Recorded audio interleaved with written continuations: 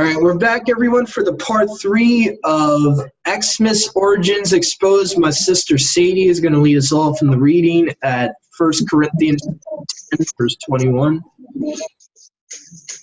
Okay. You're going to put it up for me? Yeah, there you go. Thank you, brother. So good.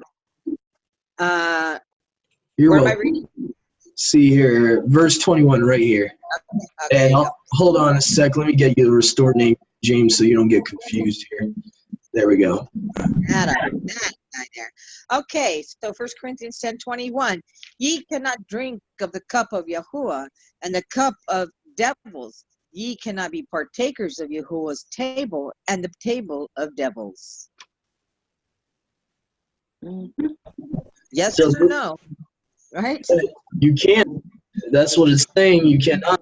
So, and this is something that kind of dives not just into paganism, but into friendships, marriages. This is a verse that we should really be analyzing about who we make covenants with and who we're best friends with and who we fellowship with. We can't be fellowshipping with, people that are unequally yoked. And, this is a really tough thing. I know for people that cross over like me, that were heathen, that was living like a pagan, I had to give up a lot of friendships when I came into this walk. When Yahuwah and Yahusha called me, I had to give up a lot of friendships I didn't want to give up. And trust me, I was struggling with my flesh. I was struggling. So this is something that we do need to take into consideration, and we need to obey. And really, this is tough. I know it's tricky with marriages and stuff like that, and all I can say is pray to the Father about that, what he wants you to do, whether he wants you to, win your spouse over, what have it. I think that's between the person and the Father, but when it comes to just like friendships and, I think that's more of an easier decision where we can just look at the verse and be like, we can't be unequally yoked, And I mean, this definitely verse should scare people that are thinking about dating someone that's like, you're not even in a relationship with someone yet, but you're thinking about getting into covenant, with someone of the opposite sex that might not be the same belief as you. So this should definitely scare you into, second thinking about doing that. You should have a second thought about that. But anyway, so the next verse even says, do we provoke Yahuwah to jealousy? So if we, keep being unequally yoked, and even drinking of the table of devils and trying to be of Yahuwah, are we dumb enough to be provoking him to jealousy? It says, do we provoke him to jealousy? Are we stronger than he? So this is a very serious matter. And this is even, this goes with the celebrations and stuff too, with the Christmas, Easter, Halloween. Let's not be provoking him to jealousy. It might be harder because of your family. You don't want your family to be mad at you, but just remember what Yahusha said.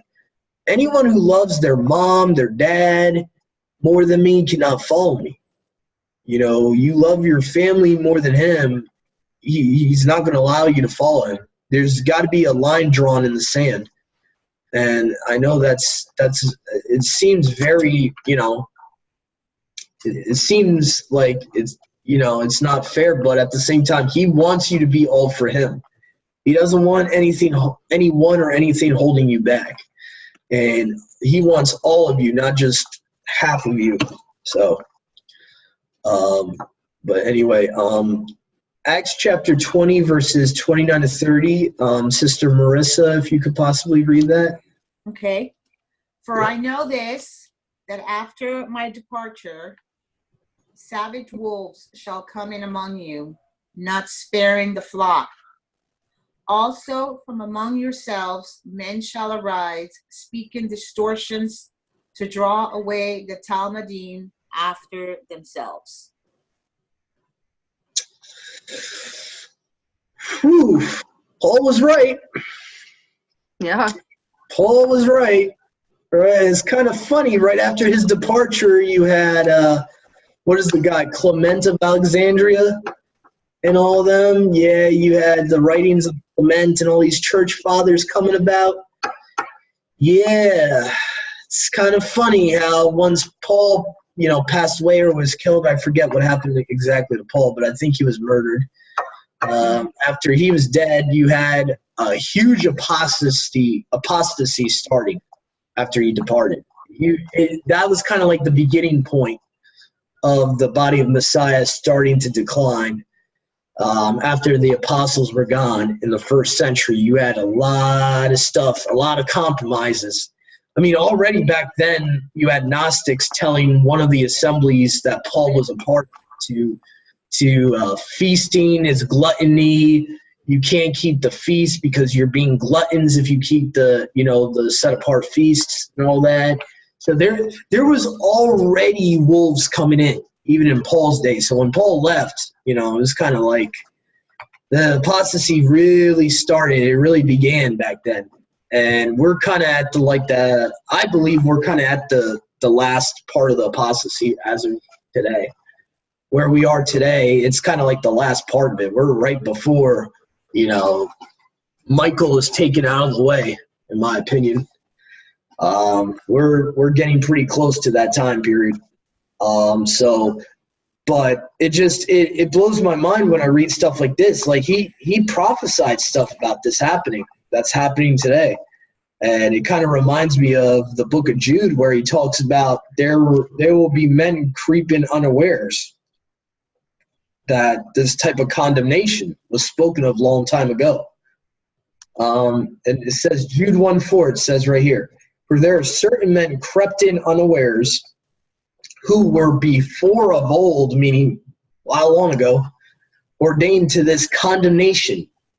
Wicked men turning the favor of our Elohim into lasciviousness. What does that sound like?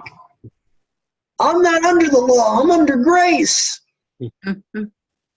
I can sin all I want because the blood of Yahusha covers me no matter what. That's how you turn the mercy of the Father into lasciviousness. And it's very slick of the devil to do that. And I was raised like that in Protestantism. I was raised like that. Don't worry about the law. You can't keep the law anyway. So this I believe, this prophecy from Jude 1:4 and Acts 20:29-30, which Sister Sadie just read, this is being fulfilled right now.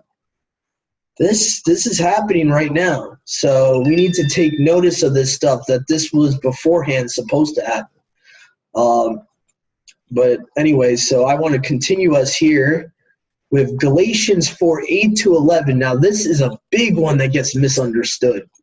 This is one of Paul's letters that gets really bad, misinterpreted, and try to use it to say we don't need to keep the Father's feast anymore. So I'll start at verse 8 here to get the context. Galatians 4:8-11. Howbeit then, when you knew not Yahuwah, there's the context there. This is when the Gentiles did not know him. You did service unto them. Who's them? Which by nature are no mighty ones. So obviously he's talking about idols, demons, fallen angels. But now, after that, you have known Yahuwah, meaning now you know him, or rather are known of Yahuwah, meaning Yahuwah knows them. How turn ye again to the weak and beggarly elements, whereunto you desire again to be in bondage? So what's the bondage here? It's not the law. The bondage is not the law. Paul's not saying that the Torah is bondage, okay? So any Christians that are listening here, he's saying that the elementary matters of the world, prior verse talking about submitting to demons. That's the bondage. You observe days, months, and times and years. I am afraid of you, lest I bestowed upon you labored for you in vain. Meaning, I'm afraid that I have preached you the glad tidings that you've already gone back to your pagan ways. That's what he's saying. He's not saying, oh, I'm afraid that you're actually keeping the Leviticus 23 feast. That would be ridiculous for that to be the context. So any Christians out there using this, I would really ask you to pray about this chapter and ask the Father to reveal to you what is literally there. Okay, this is about paganism. This is about them going back to their old ways, going back to celebrating Saturnalia, and going back to celebrating, what is it called in Mexico for Halloween? Del Muertos, or however that's pronounced. I probably butchered that, sorry. But that's the context of it. He's talking about former pagans. The Galatians were former pagans, if you understand the historical background of this letter. They were former pagans that converted. They were no more Gentiles, and they're going back to the elementary matters of the world. So that was Galatians 4, 8-11. It's important for us to understand this stuff. And for anyone that thinks Paul is going against Torah, and of our brothers and sisters out there, I'm sorry, this disproves that idea. Okay? He's actually worried that the Galatians are going to go back to paganism, which by association would be breaking the Torah. So he actually wants them to keep the real feast, not the fake feast. So he's talking about days, months, and times and years that they used to celebrate. So I just wanted to make that clear because I know that can get misinterpreted. Sister Shoshana, if you could possibly read Ezekiel chapter 8, verses 12 to 16. Yes, sir. Yeah. And he said to me, Son of man, have you seen what the elders of the house of Yisrael are doing in the dark, each one in the room of his idols? For they say, Yahweh does not see this. Yahweh has forsaken the land. And he said to me, you are to see still greater abominations, which they are doing. And he brought me to the door of the north gate of the house of Yahweh. And I saw women sitting there, weeping for Tammuz. Then he said to me, have you seen this, O son of man? You are to see still greater abominations than these. And he brought me into the inner court of the house of Yahuwah. And there, at the door of the hekel of Yahuwah, between the porch and the slaughter place, were about 25 men with their backs towards the hekel of Yahuwah and their faces towards the east. They were bowing themselves eastward to the sun. This is another positive for the restored name King James. They don't just say bow their heads. It says they worship the sun toward the east. Wow. That kind of makes it a little bit more specific there. So, wow. I mean, you can kind of get that too with the ISR. It's talking about they're bowing their heads. They're, it's kind of almost like, I hate to say it, the Wailing Wall. I've heard supposedly the Wailing Wall in Jerusalem, they're like, as they're like, doing that thing, it's going towards the east and towards the sun, towards Rome. So, that's what I've heard about the Wailing Wall. I would have to check my facts to make sure that's true, but I've heard from multiple people that's where that originated. But yeah, that's self-explanatory there. So Ezekiel's being showed by Yahuwah that these women are weeping for Tammuz. The men are bowing to the sun, worshiping the sun. So again, nothing is new under the sun. No pun intended there, but it's nothing new. It's Nimrod Tammuz worship. So I'm going to continue us here with Ephesians chapter 5, verse 11 here. Oh, whoops. I did not want to open that. I don't know why that did that. That was a little strange that it did that. I just wanted to go to my scriptures here. All right, so Ephesians chapter 5, verse 11, I'm going to read, which says, I'll be using the Complete Apostles Bible here. It says, and have no partnership with the unfruitful works of darkness, but rather expose. So this is pretty much self-explanatory. Don't partake in the works of darkness, meaning the works of the enemy, the works of Satan, which all these pagan holidays go back to him. So we are to expose this stuff, and that's what we're doing today. We're holding that commandment as best as we can. We're exposing it and trying to make it as plainly as we possibly can. Sister Marissa, if you could possibly read Leviticus chapter 18, verse 3. Okay. Leviticus 18, verse 3. Do not do as they do in the land of Mizraim, where you dwelt, and do not do as they do in the land of Canaan, where I am bringing you, and do not walk in their laws. Mm-hmm. Yep, their laws, like their commandments, their ways, their customs. Trying to use an example, obviously they would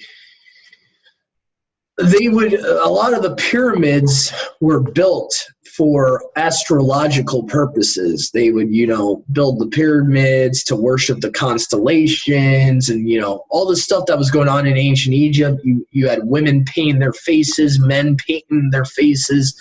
All these ordinances of Egypt were to abstain from.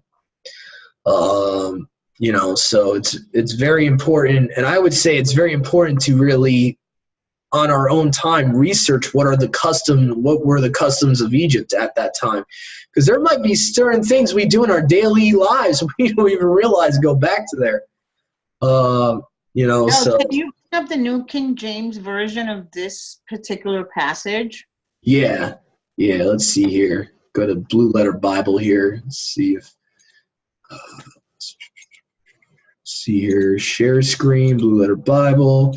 New King, whoops, wrong tab there. Wrong tab, what are you doing? Doug, what are you doing? Stupid thing. Stupid page. All right, there we go. New King James, Leviticus 18:3.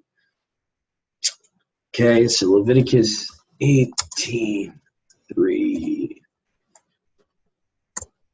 Okay, so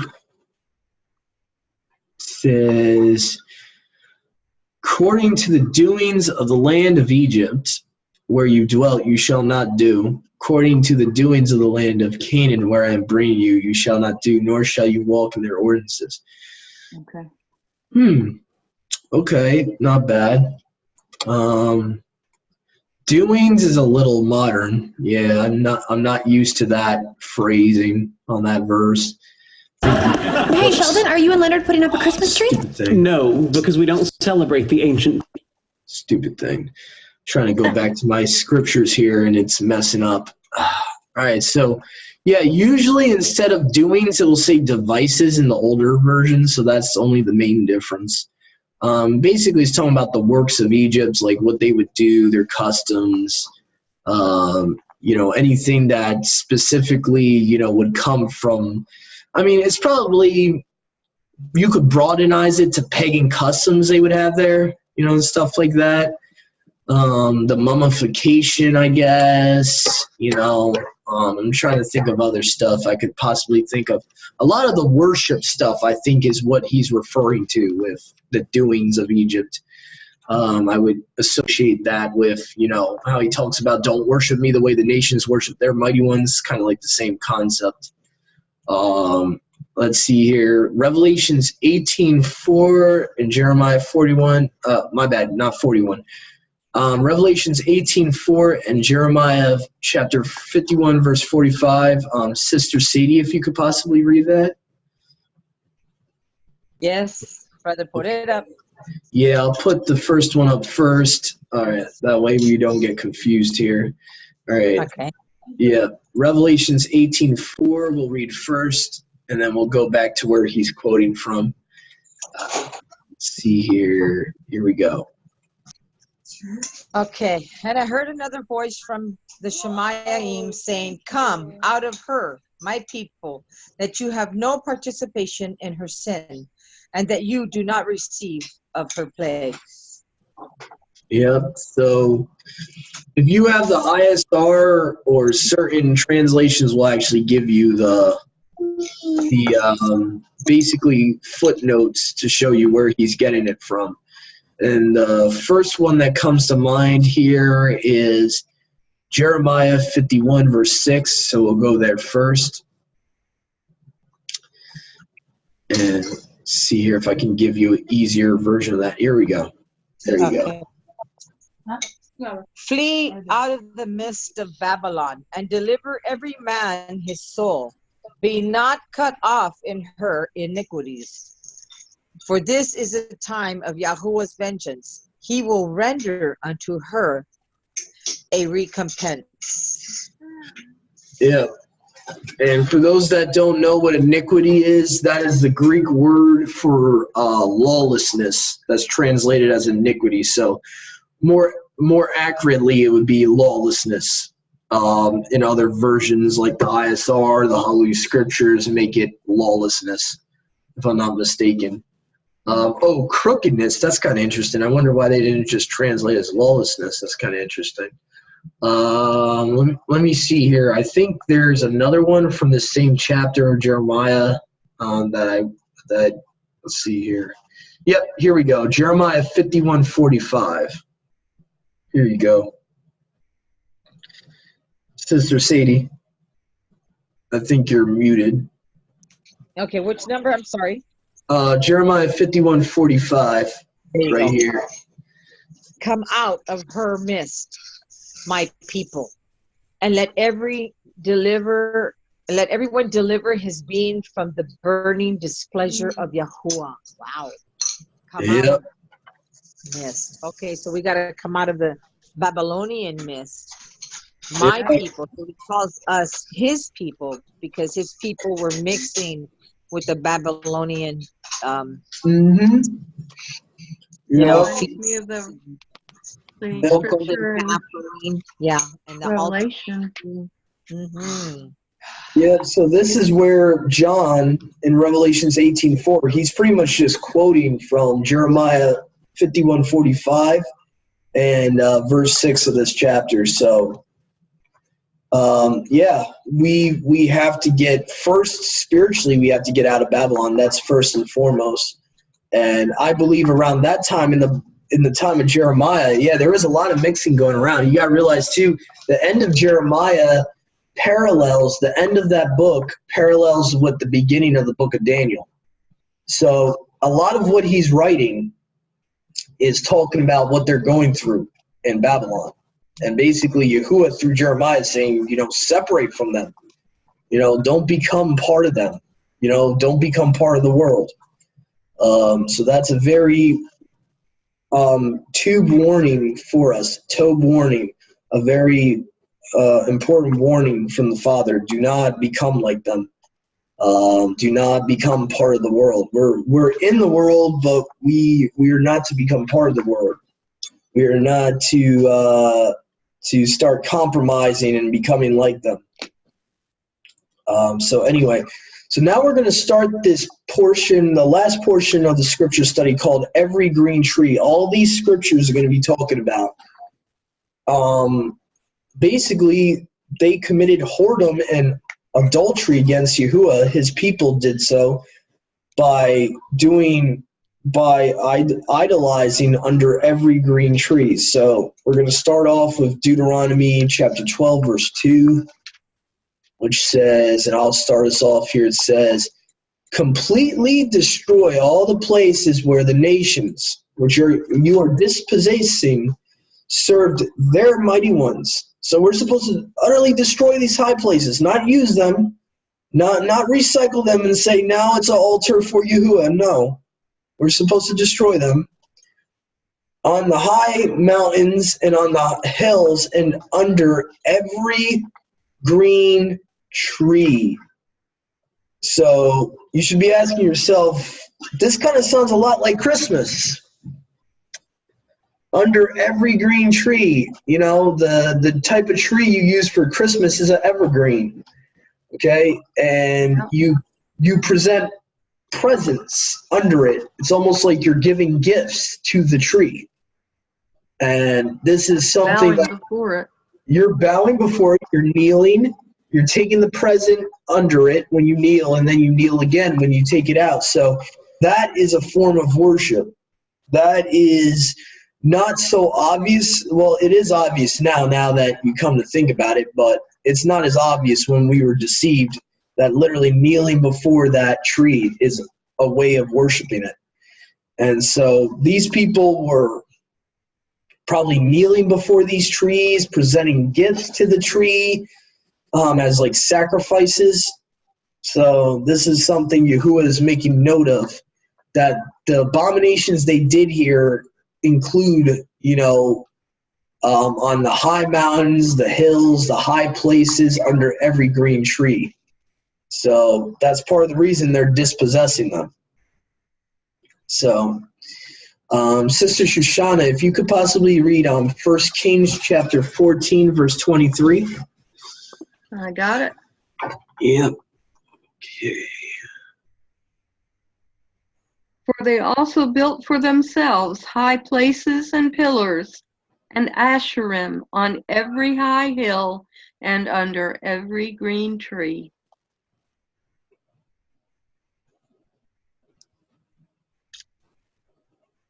So that's what Israel did. And just for context, the prior verse says that this was evil in his sight, just for people that are saying, oh, I don't see anything wrong with that.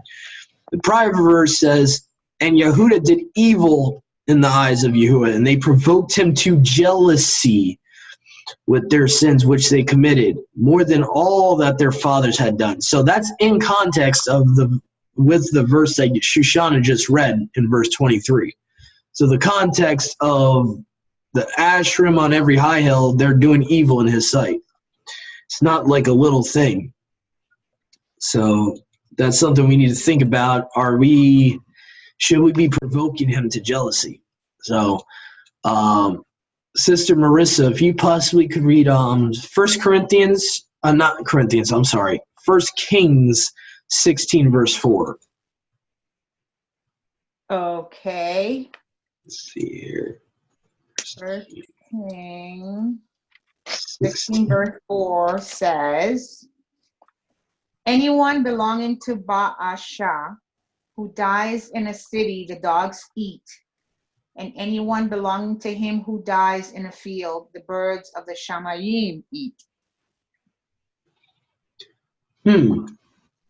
That's interesting. Okay, my bad about that. I guess my sword is a little there's a little glitch in there.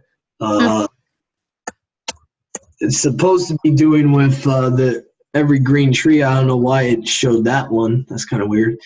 Okay, let's see. 2 Chronicles 28:4. Read that one. I'm pretty sure this one has to do with every green tree.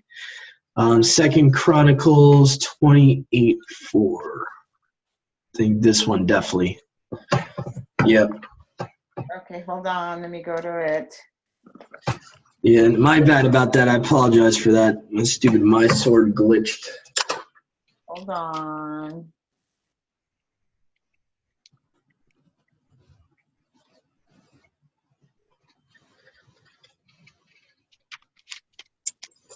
Second Chronicles, what again? 2 Chronicles 28, verse 4.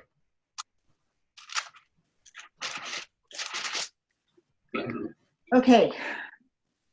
And slaughtered and burned incense on high places and on the hills and under every green tree. Yep. So, yeah. And I don't even have this listed. Somehow I forgot to list this cross-reference, but there's also a commandment, I believe it's either Deuteronomy or one of the books of the Torah, which actually says, do not place a tree near the altar of your Elohim.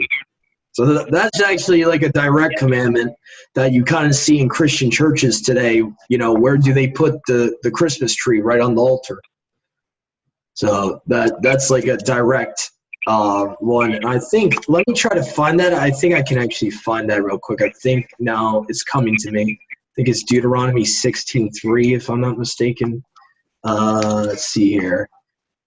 Maybe not. Let me try to find that. Let's see here. Where else could it have been? Maybe it's Deuteronomy 12.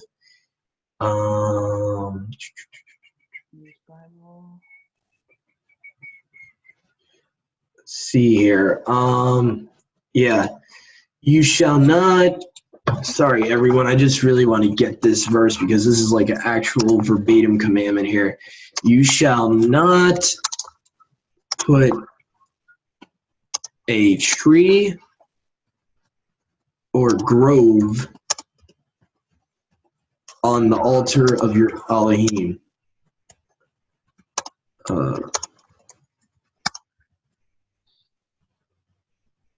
Here we go. It is in Deuteronomy 16. Okay, my bad. It's Deuteronomy 16, verse 21. This is directly from his law. It says right here, Deuteronomy 16:21. Do not plant for yourself any tree as an Asherah near the altar of Yahuwah your Elohim that you make for yourself, and do not set up a pillar which Yahuwah your Elohim hates. Now, I would say the last verse there, we should even pay attention to more than the first verse even. Yahuwah your Elohim hates. So this is something we need to pay attention to, is not putting a tree next to the altar of Yahuwah your Elohim. And it's showing that these trees actually are equated to Asherah poles, pagan pillars. So that's just something to keep in mind too. So that was Deuteronomy 16:21 to 22, and that I might actually add that to this scripture study just in case anyone wants to look that up for themselves that are watching and listening to this. Okay, so here we go. Isaiah 57 verse 5. Sister Sadie or Sister Marie, if either one of you want to read that. Isaiah chapter 57 verse 5. I'll read it if Marty's not reading. Okay. Bring it up, brother. All right. Isaiah 57 and verse 5. And there we go. Okay. Being inflamed with mighty ones under every green tree, slaying the children in the valley, under the cliffs of the rocks. Oh. Wait a minute, Mo. Okay, do you want me to read the next one? Let me see here. Yeah, if it's still you again, yeah. Yeah, go ahead. Jeremiah chapter 2, verse 20. Yeah. So let me just get that back on the screen here. Jeremiah 2, verse 20. Yeah, I would like to try to finish this on this recording so we can do the clips when we come back on. All right, Jeremiah 2, verse 20. Okay. For of old you have broken your yoke and torn of your bonds. And you said, I am not serving you, when on every high hill and under every green tree you lay down a whore. Whoa. Yeah, so Yahuwah is equating spiritual adultery to, the worship of these green trees, these evergreen trees. So this is something we should really think about, applying that to what we've done in our past with Christmas and these evergreens, the wreaths even on our doors, and all these things that we don't even second think about, like the mistletoe, that's part of the evergreen. All this stuff that's involved with Christmas, aka Saturnalia. So Sister Marissa, if you could possibly read Jeremiah chapter 3, verse 13. Let's see here. Okay. Jeremiah 3:13.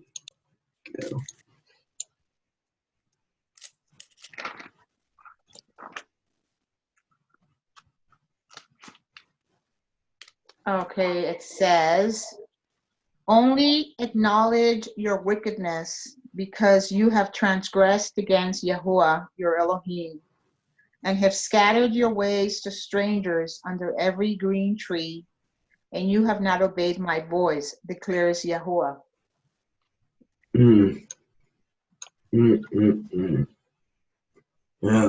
So now he's pleading with them to repent because of all the whorings they've done under every green tree, all these adulteries they've committed.